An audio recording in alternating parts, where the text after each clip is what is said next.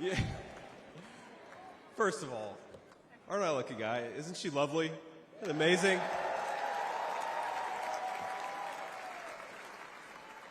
Greetings, Milwaukee, my fellow Americans and my fellow Republicans. My name is J.D. Vance from the great state of Ohio.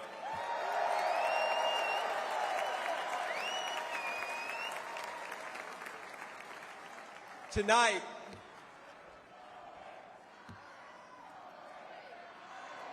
O-H-I-O, O-H-I-O. You guys, we're gonna chill with the Ohio love. We gotta win Michigan too here, so.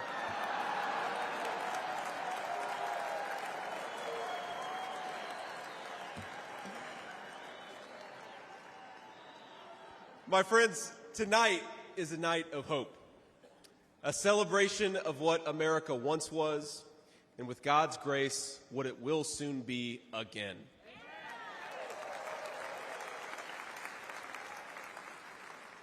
And it is a reminder of the sacred duty we have to preserve the American experiment, to choose a new path for our children and grandchildren. But as we meet tonight, we cannot forget that this evening could have been so much different. Instead of a day of celebration, this could have been a day of heartache and mourning. For the last 8 years, President Trump has given everything he has to fight for the people of our country.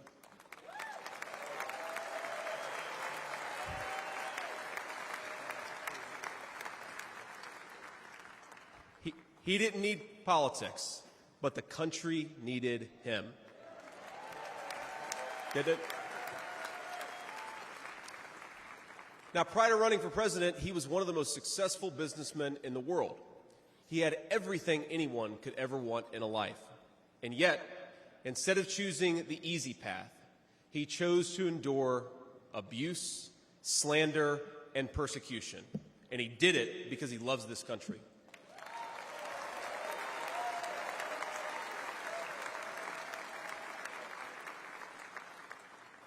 I want all Americans to go and watch the video of a would-be assassin coming a quarter of an inch from taking his life. Consider the lies they told you about Donald Trump, and then look at that photo of him, defiant, fist in the air. When Donald Trump rose to his feet in that Pennsylvania field, all of America stood with him.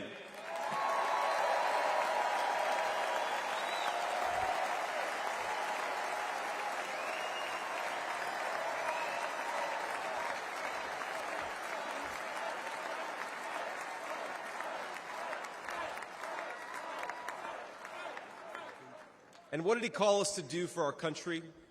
To fight for America. Even in his most perilous moment, we were on his mind. His instinct was for us, for our country, to call us to something higher, to something greater, to once again be citizens who ask what our country needs of us. Now consider what they said. They said he was a tyrant. They said he must be stopped at all costs. But how did he respond? He called for national unity, for national calm, literally right after an assassin nearly took his life.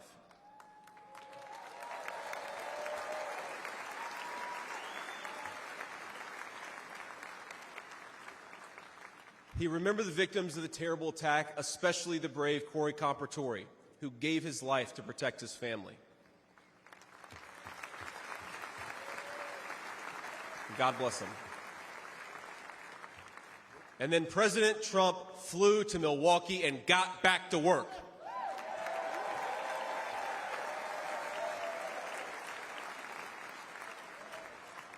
Now that's the man I've gotten to know personally over the last few years. He is tough, and he is, but he cares about people. He can stand defiant against an assassin one moment and call for national healing the next. He is a beloved father and grandfather, and of course, a once-in-a-generation business leader. He's the man who is feared by America's adversaries, but 2 nights ago, and I'll share a moment, said goodnight to his 2 boys, told them he loved them, and made sure to give each of them a kiss on the cheek.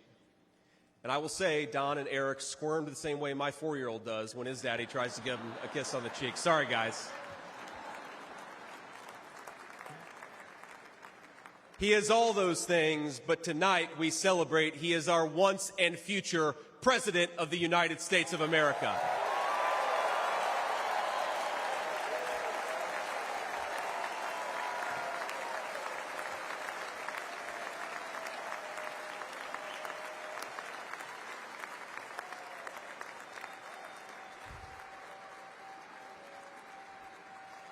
Now, I want to respond to his call for unity myself. We have a big tent in this party on everything from national security to economic policy. But my message to you, my fellow Republicans, is we love this country and we are united to win.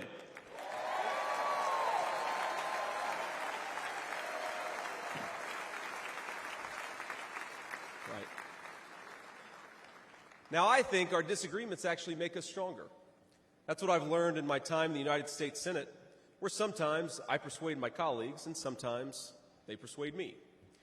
And my message to my fellow Americans, those watching from across the country, is shouldn't we be governed by a party that is unafraid to debate ideas and come to the best solution?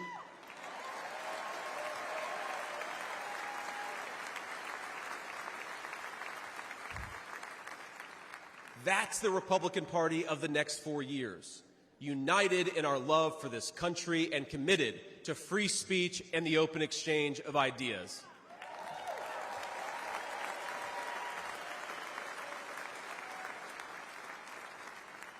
And so tonight, Mr. Chairman, I stand here humbled, and I'm overwhelmed with gratitude to say I officially accept your nomination to be Vice President of the United States of America.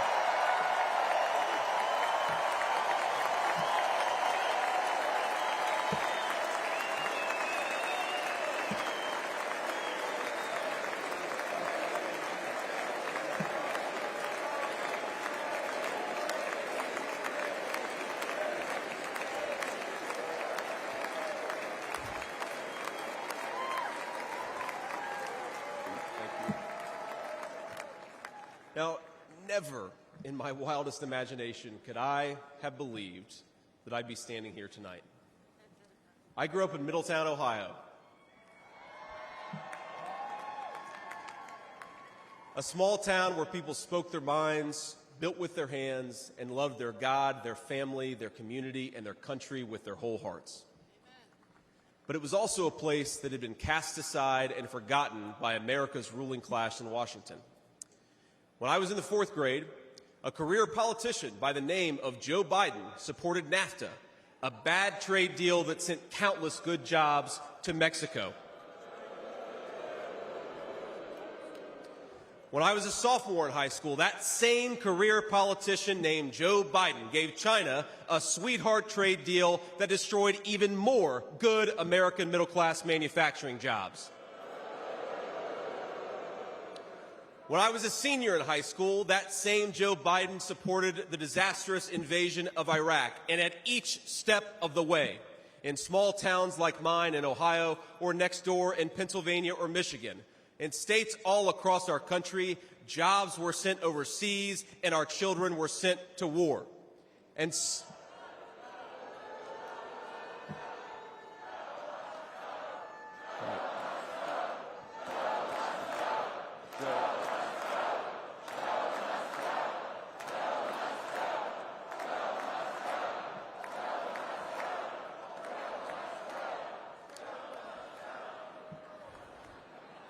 I agree. And somehow, a real estate developer from New York City by the name of Donald J. Trump was right on all of these issues while Biden was wrong.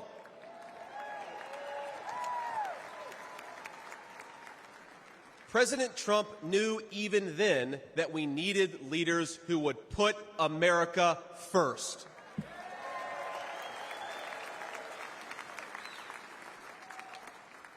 Now, thanks to these policies that Biden and other out-of-touch politicians in Washington gave us, our country was flooded with cheap Chinese goods, with cheap foreign labor, and in the decades to come, deadly Chinese fentanyl. Joe Biden screwed up, and my community paid the price.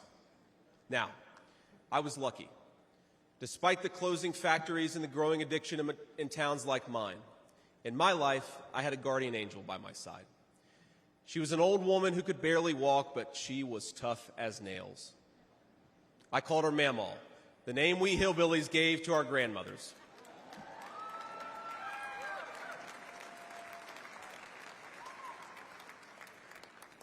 Mamaw raised me as my mother struggled with addiction. Mamaw was in so many ways a woman of contradiction. She loved the Lord, ladies and gentlemen. She was a woman of very deep Christian faith.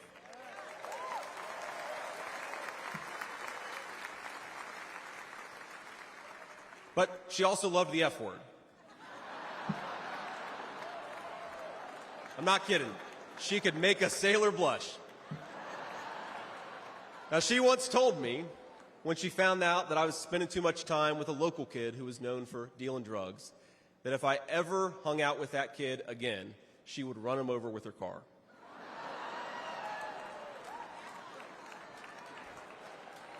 That's true. And she said, JD, no one will ever find out about it.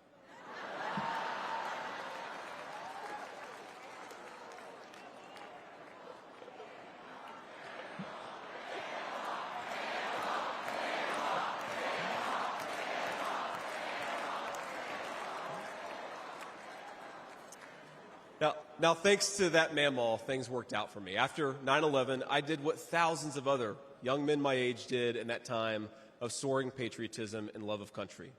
I enlisted in the United States Marines.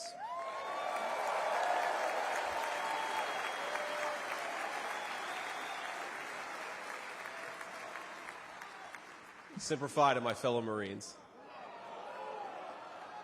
Now, I left the Marines after 4 years and went to the Ohio State University.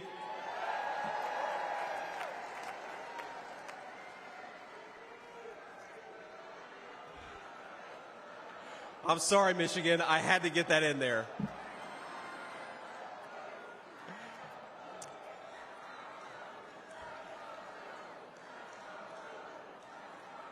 Come on, come on. We've had enough political violence. Now, after Ohio State, I went to Yale Law School, where I met my beautiful wife. And then I started businesses to create jobs in the kind of places that I grew up in. Now, my work taught me that there is still so much talent and grit in the American heartland. There really is. But for these places to thrive, my friends, we need a leader who fights for the people who built this country.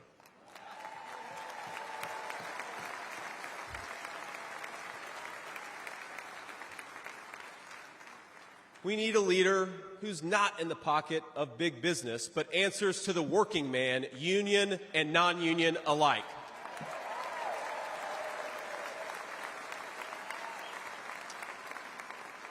A leader who won't sell out to multinational corporations, but will stand up for American companies and American industry.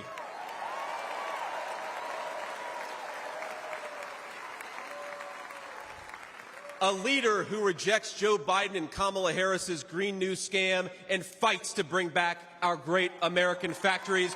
We need President Donald J. Trump.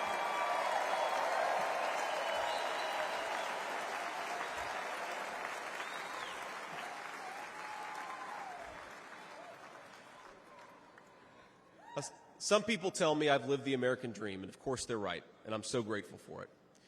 But the American dream that always counted most was not starting a business or becoming a senator or even being here with you fine people, though it's pretty awesome. My most important American dream was becoming a good husband and a good dad, of being able to give.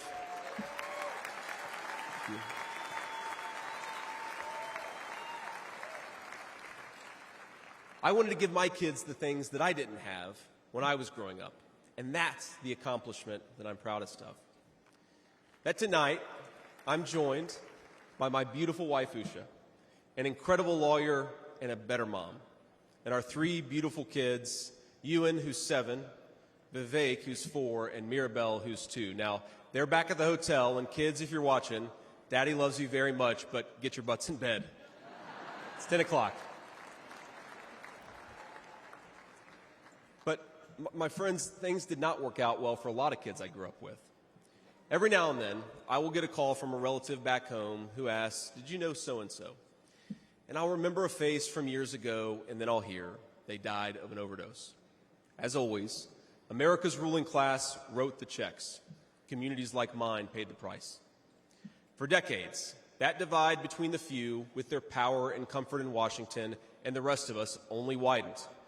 From Iraq to Afghanistan, from the financial crisis to the Great Recession, from open borders to stagnating wages, the people who govern this country have failed and failed again.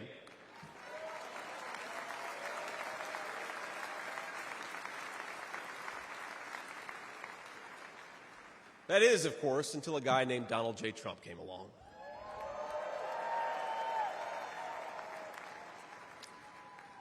President Trump represents America's last best hope to restore what, if lost, may never be found again.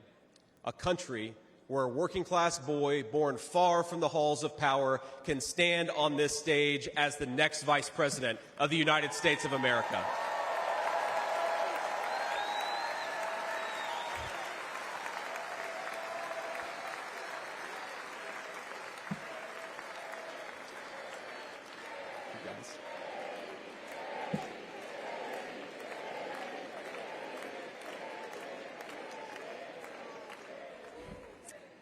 But my fellow Americans here in this stage and watching at home, this moment is not about me. It's about all of us, and it's about who we're fighting for. It's about the auto worker in Michigan wondering why out-of-touch politicians are destroying their jobs. It's about the factory worker in Wisconsin who makes things with their hands and is proud of American craftsmanship.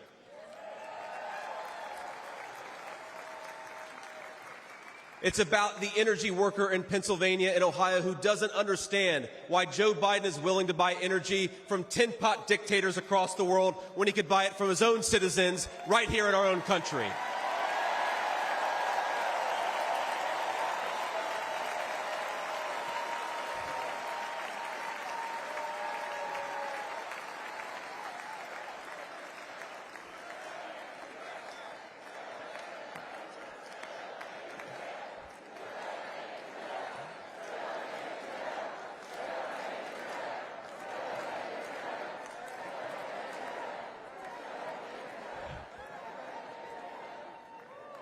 You guys are a great crowd. Wow. And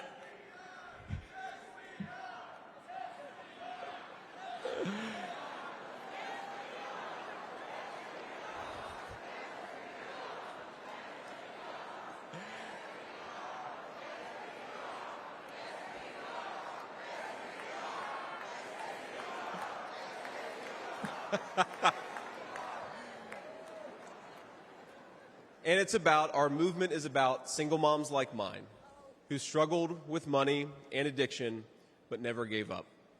And I'm proud to say that tonight my mom is here, 10 years clean and sober. I love you, Mom.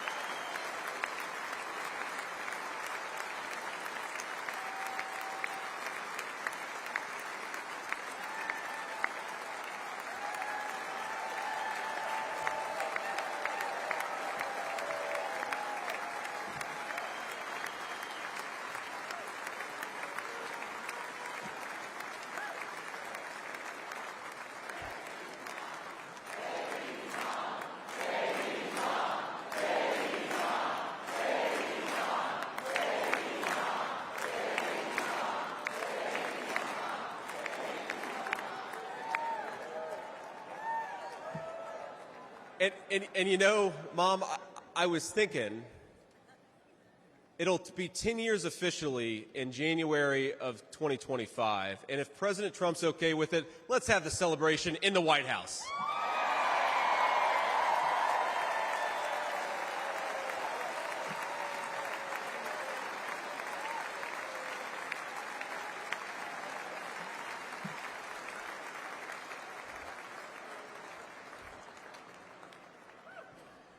And our movement, ladies and gentlemen, it's about grandparents all across this country who are living on Social Security and raising grandchildren they didn't expect to raise. And while we're on the topic of grandparents, let me tell you another Mamaw story. Now, my Mamaw died shortly before I left for Iraq in 2005. And when we went through her things, we found 19 loaded handguns. They were...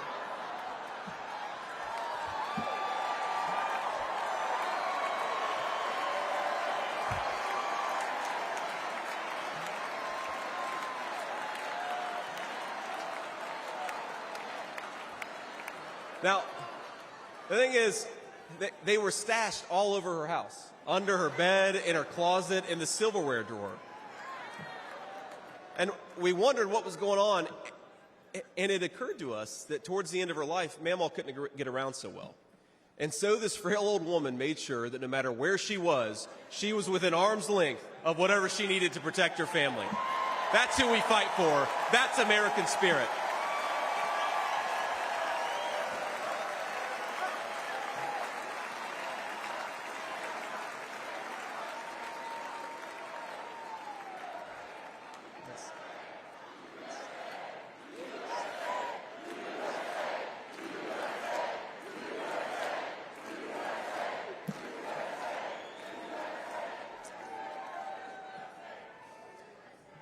Now, Joe Biden has been a politician in Washington for longer than I've been alive, 39 years old.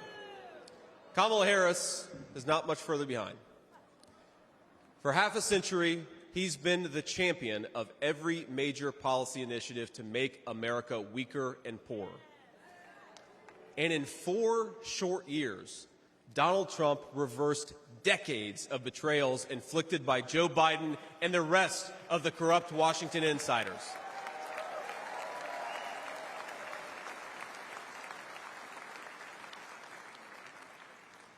He created the greatest economy in history for workers. Really was amazing. There's this chart that shows worker wages, and they stagnated for pretty much my entire life until President Donald J. Trump came along. Workers' wages went through the roof.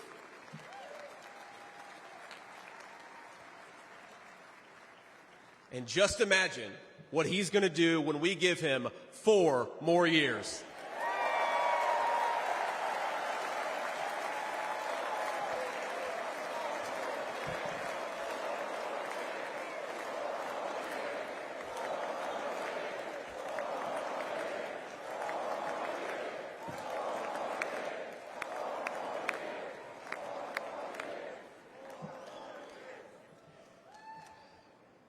Months ago, I heard some young family member observe that their parents' generation, the baby boomers, could afford to buy a home when they first entered the workforce.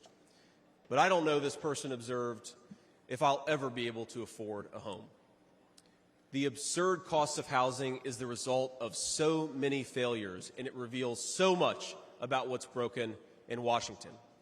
Now, I can tell you exactly how it happened. Wall Street barons crashed the economy, and American builders went out of business.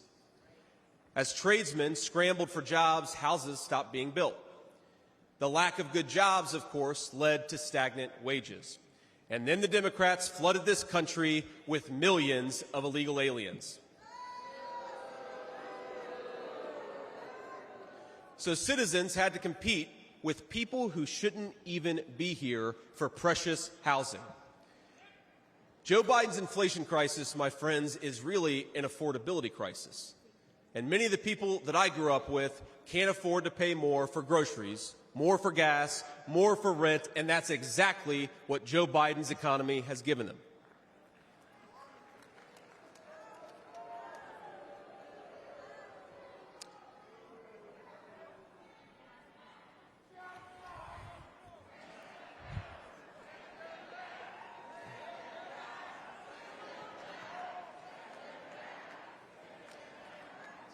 So prices soared, dreams were shattered, and China and the cartels sent fentanyl across the border, adding addiction to the heartache. But ladies and gentlemen, that is not the end of our story. We've heard about villains and their victims. I've talked a lot about that, but let me tell you about the future. President Trump's vision is so simple and yet so powerful. We're done, ladies and gentlemen, catering to Wall Street. We'll commit to the working man.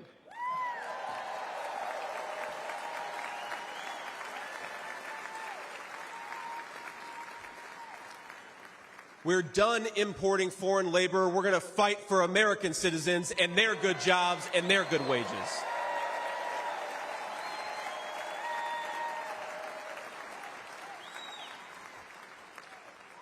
We're done buying energy from countries that hate us. We're going to get it right here from American workers in Pennsylvania and Ohio and across the country.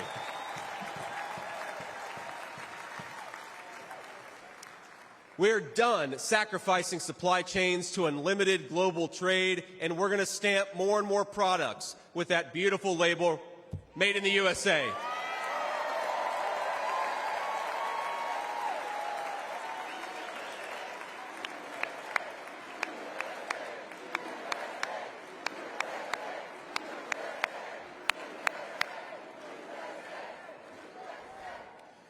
We're going to build factories again, put people to work making real products for American families made with the hands of American workers.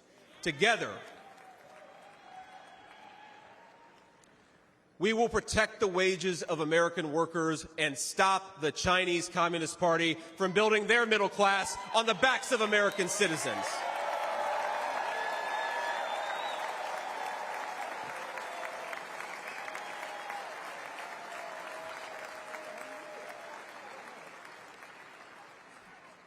Together, we will make sure our allies share in the burden of securing world peace. No more free rides for nations that betray the generosity of the American taxpayer.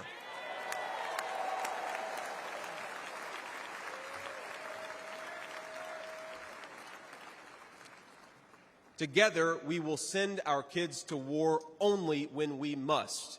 But as President Trump showed with the elimination of ISIS and so much more, when we punch, we're going to punch hard.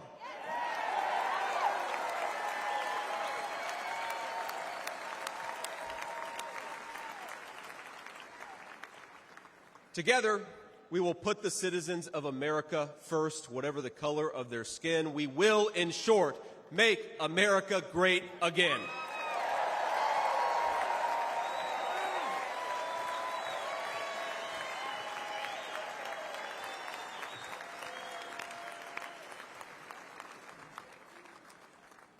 You know, one of the things that you hear people say sometimes is that America is an idea. And to be clear, America was indeed founded on brilliant ideas like the rule of law and religious liberty, things written into the fabric of our Constitution and our nation. But America is not just an idea. It is a group of people with a shared history and a common future. It is, in short, a nation. Now, it is part of that tradition, of course, that we welcome newcomers. But when we allow newcomers into our American family, we allow them on our terms.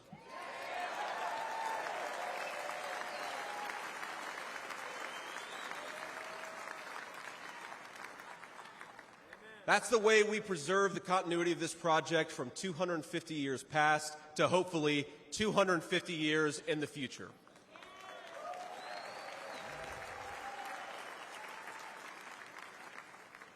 And let me illustrate this with a story, if I may. I'm, of course, married to the daughter of South Asian immigrants to this country. Incredible people. People who genuinely have enriched this country in so many ways. And, of course, I'm biased because I love my wife and her family, but it's true.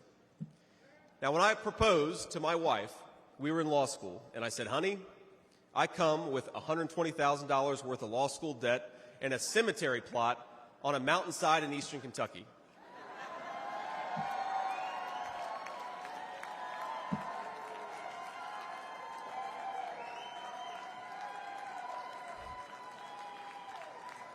And I guess standing here tonight, it's just gotten weirder and weirder, honey.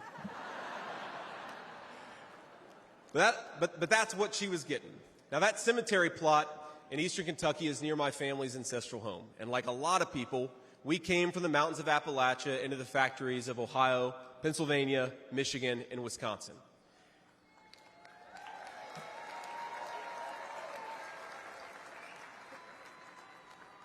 Now that's Kentucky coal country, one of the 10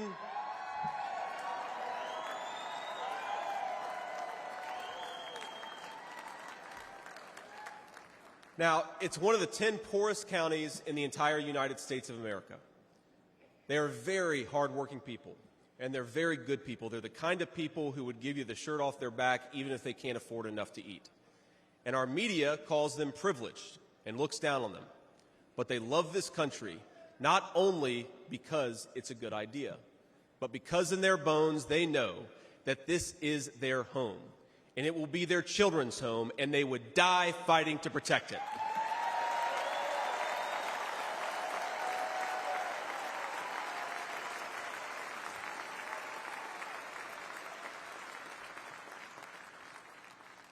That is the source of America's greatness. As a United States Senator, I get to represent millions of people in the great state of Ohio with similar stories, and it is the great honor of my life. Now, in that cemetery, there are people who were born around the time of the Civil War. And if, as I hope, my wife and I are eventually laid to rest there, and our kids follow us, there will be 7 generations just in that small mountain cemetery plot in eastern Kentucky. 7 generations of people who have fought for this country, who have built this country, who have made things in this country, and who would fight and die to protect this country if they were asked to.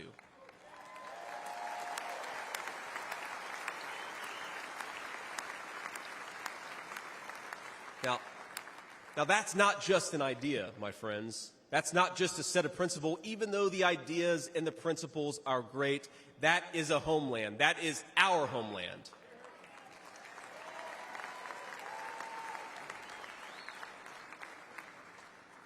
People will not fight for abstractions, but they will fight for their home.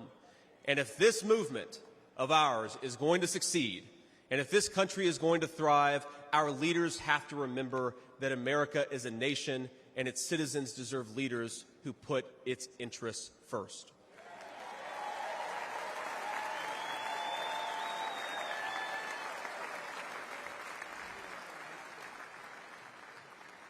Now, we won't agree on every issue, of course, not even in this room.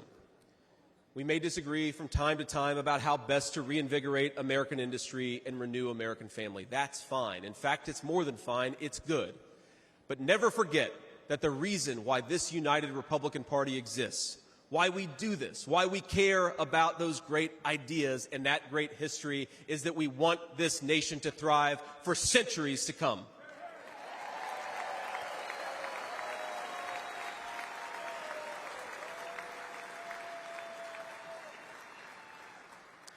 Now, eventually in that mountain cemetery, my children will lay me to rest.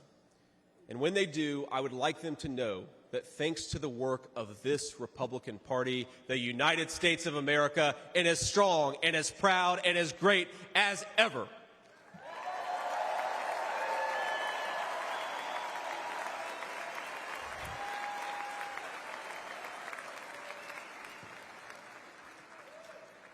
That is who we serve, my friends. That is who we fight for, and the only thing that we need to do right now, the most important thing that we can do for those people, for that American nation that we all love, is to re-elect Donald J. Trump, President of the United States.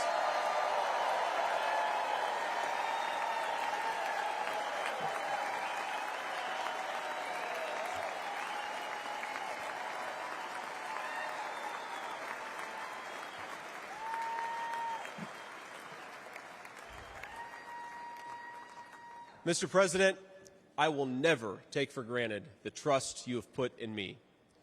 And what an honor it is to help achieve the extraordinary vision that you have for this country. Now, I pledge to every American, no matter your party, I will give you everything I have to serve you and to make this country a place where every dream you have for yourself, your family, and your country will be possible once again.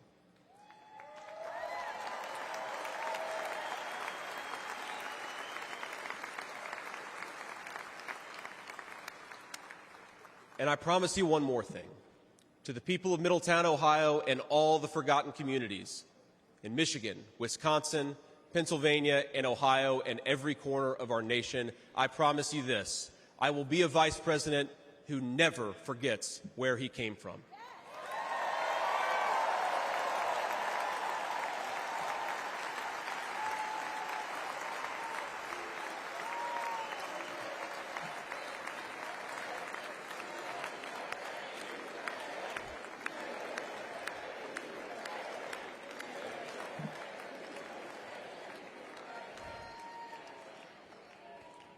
And every single day for the next 4 years, when I walk into that White House to help President Trump, I will be doing it for you, for your family, for your future, and for this great country. Thank you. God bless all of you, and God bless our great country.